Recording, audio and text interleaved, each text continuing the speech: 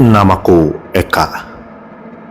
Ini adalah pengalaman horor yang aku alami saat aku masih bujangan. Saat itu, aku baru lulus sekolah menengah atas dan belum bekerja.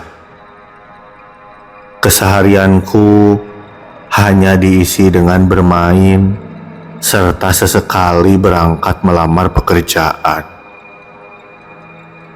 Hingga di hari itu, pamanku yang di kampungku ini terkenal sebagai orang pintar mengajakku untuk mengantarkannya ke suatu daerah di selatan Jawa Barat dengan imbalan nanti akan diberi uang jajan.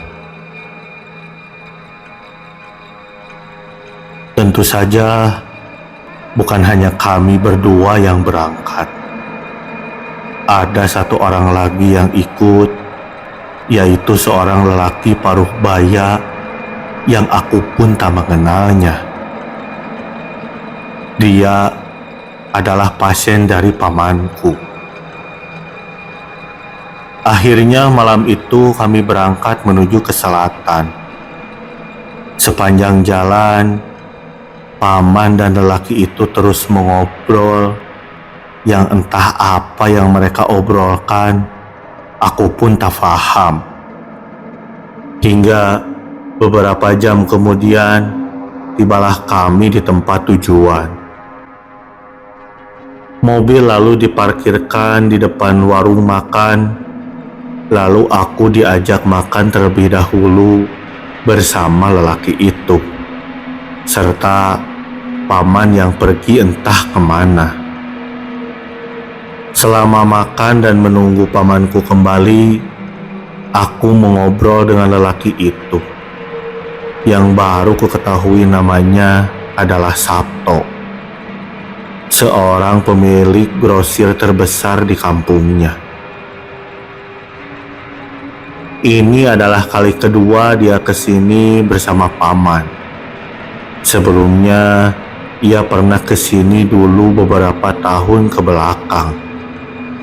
Setelah beberapa lama menunggu dan mengobrol, akhirnya pamanku datang dan membawa 2 bungkusan kresek warna hitam dan menyuruhku membawanya. Lalu mengajak kami ikut dengan paman yang entah kemana.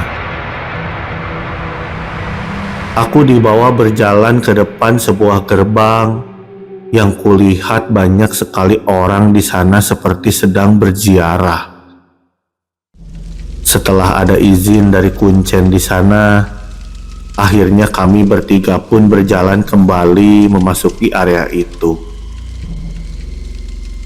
Aku berjalan di belakang paman dan Pak Sabto, yang meskipun sudah malam, namun terasa terang sepanjang jalan karena cahaya bulan. Hingga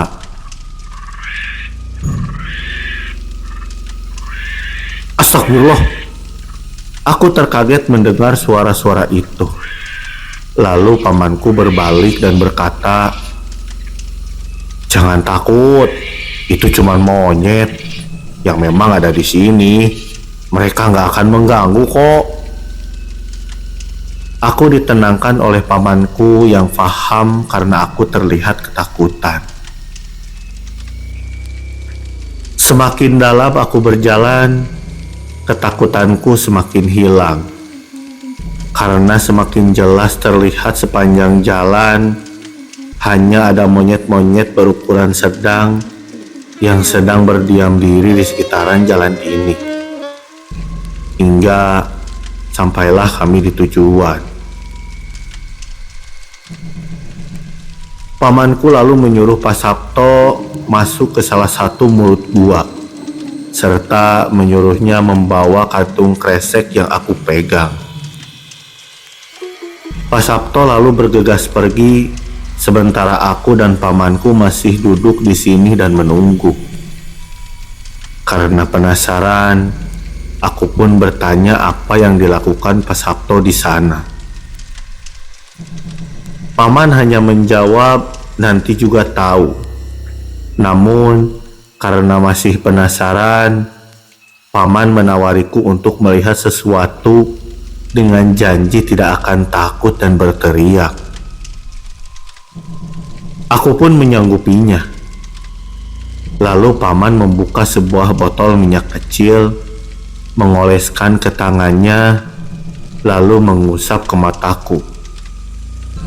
Paman menyuruh aku menutup mata selama 1 menit dan jangan membuka mata sebelum Paman menyuruhnya. Ketika aku disuruh membuka mata, alangkah terkejutnya aku. Ternyata di sekelilingku yang tadinya monyet, mereka semua berubah menjadi manusia. Namun wajah mereka tanpa ekspresi. Hah? Siapa mereka? Aku tak mengenal mereka.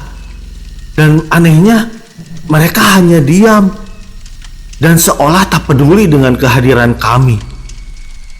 Aku berkeringat dingin karena keheranan. Lalu pamanku menyuruhku menutup mata kembali. Dan ketika aku membuka mata, keadaan kembali normal seperti semula. Paman lalu berkata bahwa yang aku lihat tadi adalah wujud asli mereka. Ya, mereka, para manusia yang menggadaikan jiwanya kepada penghuni hutan ini demi meraih kekayaan.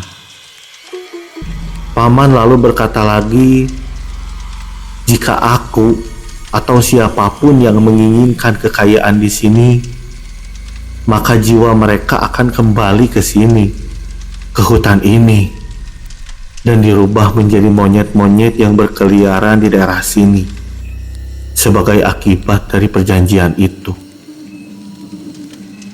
Akhirnya, setelah menunggu beberapa lama, Pak Sabto muncul, lalu kami semua bergegas kembali ke mobil dan pulang. Sungguh pengalaman yang tak bisa kulupakan.